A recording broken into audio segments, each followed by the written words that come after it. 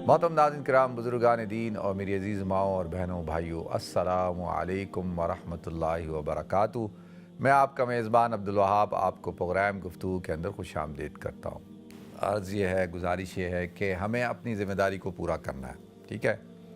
हज़रत लूत अलैहिस्सलाम का बेटा, हज़रत लूत अलैहिस्सलाम की बीवी हज़रत नूह अलैहिस्सलाम का बेटा, तो कितनी उन्होंने मेहनत की, कोशिश की, लेकिन अल्लाह ने उसकी किस्मत में हिदायत नहीं लिखी थी। तो एक बात तो हमने अपनी जहन में बिठाना है, हम अपने जहन में बिठा लें, वो ये कि मेरी और आपकी ज़िम्मेदारी क्या है। मेरी और आपकी ज़िम्मेदारी ये है कि अल्लाह ने हमें औलाद दी है, हम अपनी औलाद की पूरी कोशिश करें कि उनकी सही इस्लामी तरबियत हो। और इस्लामी तरबियत किस तरह, कोई रॉकेट साइंस थोड़ी है कि भाई आपने उनका अच्छा सा नाम रखना है, उनको बचपन से पाकी नापाकी अच्छी बातें सिखानी है, इस्लाम की बातें सिखानी है, अदब एहतराम सिखाना है, उनको इज़्ज़त करना सिखाना है कि भाई किस तरह से इज़्ज़त देनी है, बड़ों के साथ किस तरह से पेश आना है। और तो ये वालिदैन का है कि उनकी ज़िम्मेदारी में से है। हुज़ूर ने फरमाया ना, अच्छा नाम रखो, अपनी औलादों की अच्छी तरबियत करो, तो ये तुम्हारे ऊपर तो ये लाजमी है।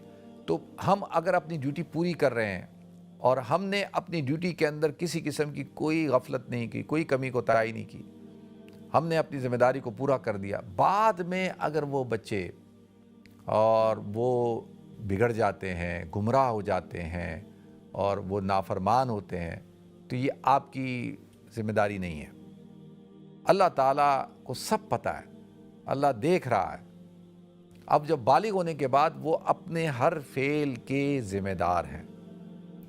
तो यानी कई दफ़ा देखा गया कि वालिदैन बहुत अच्छे हैं, बहुत अदब एहतराम वाले हैं, उन्होंने अपने बच्चों की बड़ी अच्छी तरबियत भी की, सब कुछ किया, लेकिन जब बच्चे बड़े हुए, माशरे ने, सोसाइटी ने, गलत माहौल ने और दोस्तियों ने, गलत सोबत ने उनको बिगाड़ दिया, वो गलत रास्ते पे निकल पड़े।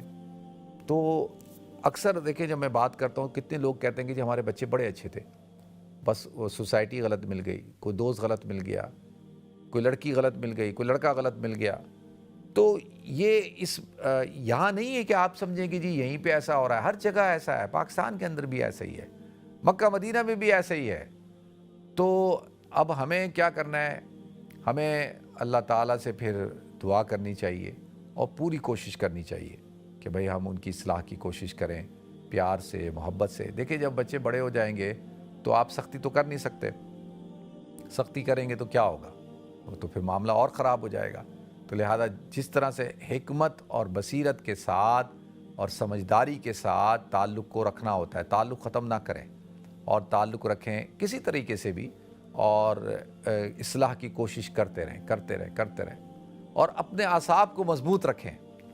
कहीं किसी के सामने अल्लाह ताला ना करे कि किसी की औलाद उसके सामने आके खड़ी हो जाए और बदतमीज़ी पे और बेहतरामी पे आके खड़ी हो जाए, तो उसको फिर अपने आसाब को मज़बूत रखना चाहिए, फिर उसको जो है वो ढीला नहीं पड़ना चाहिए। तो इंशाल्लाह फिर दुआ भी करते रहें। देखें, दो चीज़ें हैं, दुआ और दावत, कि दावत भी देते रहें और दुआ भी करते रहें।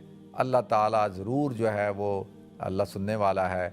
और कभी आजमाइश देखें ना, इन्नमा अम्वालुकुम व औलादुकुम फ़ितना, जो है ना कि तुम्हारे लिए तुम्हारा माल, तुम्हारी औलाद फ़ितना है, तो वो ऐसे तो नहीं कहा। तो कभी कभी औलाद का फ़ितना जो है वो बड़ा बड़ा फ़ितना बन जाता है।